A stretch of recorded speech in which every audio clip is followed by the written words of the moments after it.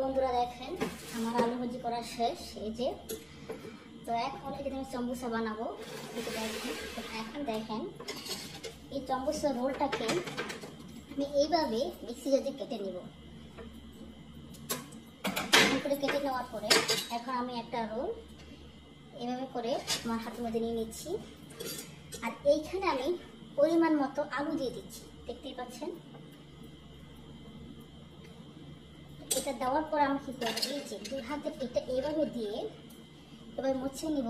তারপরে দেখেন যে এইভাবে করে নিয়ে নিব।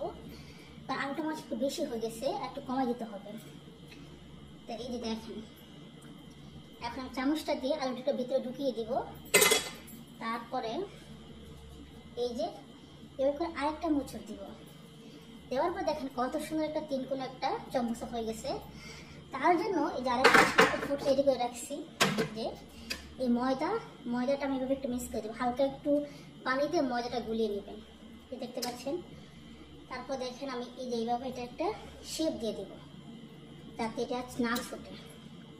দেখেন কত সুন্দর আমার চম্বুসাটা হয়ে গেছে, দেখতেই পাচ্ছেন কত সুন্দর। এইভাবে করে আমি প্রত্যেকটা চম্বুসা বানিয়ে নেব। দেখেন শেপটা কত সুন্দর হয়েছে না, বুঝতেই পারছেন। তো এইভাবে করে আমি আমার প্রত্যেকটা চম্বুসা বানিয়ে নিব। ঠিক আছে, দেখতেই থাকুন ভিডিওটা।